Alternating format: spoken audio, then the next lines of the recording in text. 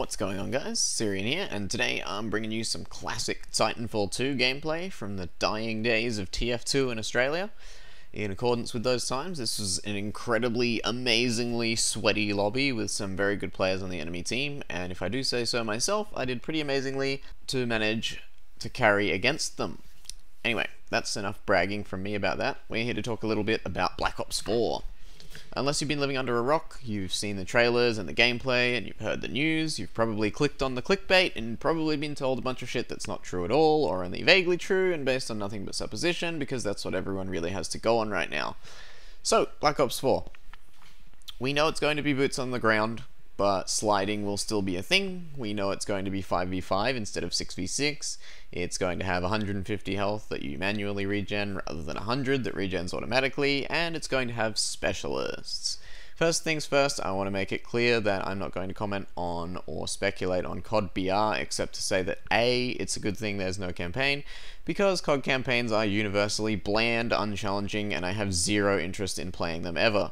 And that B, we don't really know enough about COD BR to comment, but that I don't hate BR as a concept, I just hate the badly made derivative garbage that's flooded the market in the wake of DayZ and H1. Now, I really want to dive straight into the specialists because, as my long-time viewers will know, back when I used to face roll my way through day after day of Black Ops 3, churning out Purifier-assisted nuclears like they were nothing, one of my main complaints about that extremely shit COD game was the specialists and how poorly they were implemented and balanced.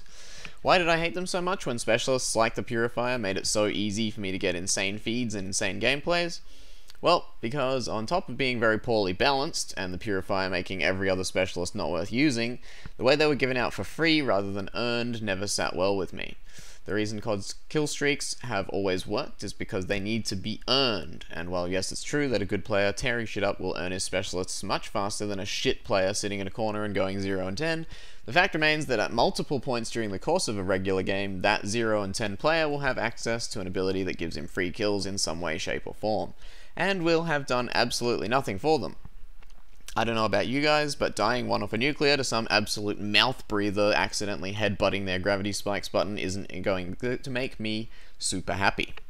At this point, it seems that everyone except the most complete mongtards could tell Treyarch that specialists are a bad idea, but they seem particularly in love with them, and they're confirmed to be in Black Ops 4. So, what are my hopes? Well, basically, I don't have a problem with specialists if there's something the player has to earn. If your progress towards them disappears when you die, I'd be much more okay with them being in the game. It would also help a lot if the specialists weren't so terribly balanced. There's always going to be a strongest pick, but for Black Ops 3, the only reason to ever not use the Purifier on PC was basically if you just wanted the variety.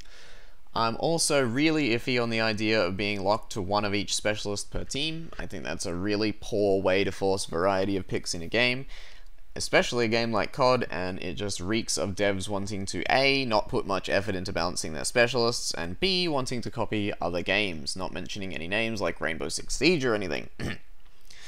The reason I wanted to address the specialists first is because, to my eyes, they are by far the biggest worry about Black Ops 4. We're going back to boots on the ground, so people won't have anything to whine about there, although I'm sure they'll manage to, but there are a few other things to talk about as well. Shifting to 5v5 instead of 6v6 is a change that I really don't like because it again reeks of them aping other series for no other reason except that those series have enjoyed some success in recent times. Removing players from the pool pretty much guarantees a slowness of gameplay, and it's very sad for me to see them wanting to cater to the 2 APM dribbler demographic that so adores games like Rainbow Six because it allows them to stare gormlessly at sightlines forever and a day without actually having to think. I like my games, especially my shooters, to be fast-paced and action-packed with as little downtime between gunfights as reasonably possible, and this change seems to be at direct odds with that style. Moving on, the changes to health, I think, will be relatively insignificant in the grand scheme of things. I don't see it changing the dynamics of gunfights too much, since most gunfights in COD tend to be won or lost before the average player can even think about doing something like popping their health regen. I'm not saying it'll be exactly the same, because it won't. There'll be a period of adjustment where everyone has to learn what they can and can't get away with now, but I don't think it will be a bad thing. For a while I was worried about the health value going up to 150, because I thought it might mean that we were moving into even slower TTK territory, which was a terrifying thought given that the snipers all seem to still kill in one hit. But apparently the only reason they're going to 150 health is to make guns easier to balance, and the overall strength of guns as far as number of shots to kill is going to remain similar to previous COD titles. I just wanted to quickly say that from what I've seen so far, the visuals are pretty good, and this relates to the things I really want most of all from Black Ops 4. Now, since my Black Ops 3 days, I've really spent a lot of time thinking about what it was that made me hate that game so much, and while it was an extremely shit COD in a number of different ways, be those maps, specialists, guns, pretty much every aspect of that game, I think the real kicker for me was how badly it ran and how god-awful the mouse input was. So, specialists, health, 5v5 instead of 6v6, etc., these are all things that I can deal with. What I can't and I don't want to deal with is a game that runs like dog shit and has terrible mouse input. We don't really know anything about the input yet because the PC display they had at the reveal was 60Hz and locked at 60 FPS, and so it would have felt like absolute garbage regardless. Basically, my biggest hope for Black Ops 4 is that it runs really well and has flawless mouse input the way Black Ops 2 does once you've added the input fix command line. On top of that, I'm really hoping that Treyarch has the good sense to disable aim assist on the PC version. Sledgehammer was smart enough to do this for World War II, and it was very much to the game's benefit.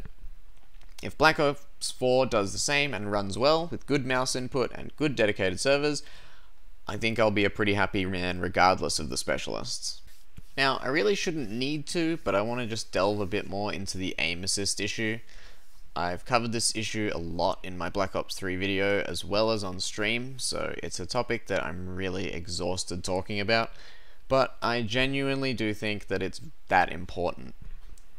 Black Ops 3's aim assist was extremely strong, and it resulted in the average PC player being a lot more dangerous with a controller in hand than with a keyboard.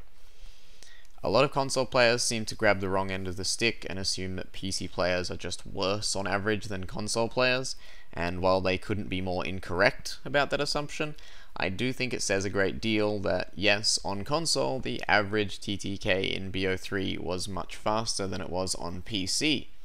This is in spite of having access to keyboard and mouse on PC, which is supposed to be the superior input method, and is.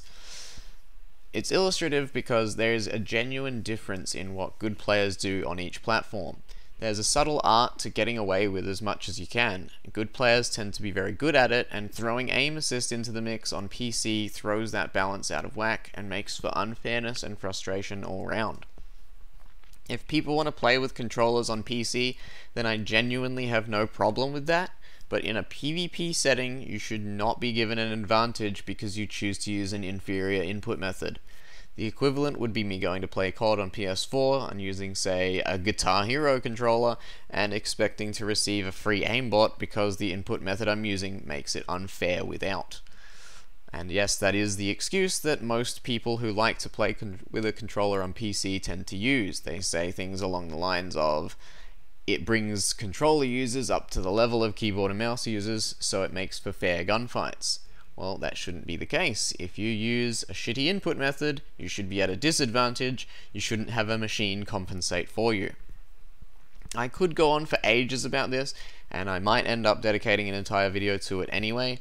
Fortunately, for last COD, I didn't have to, because we learned fairly early that there would be no aim assist on PC for COD World War II.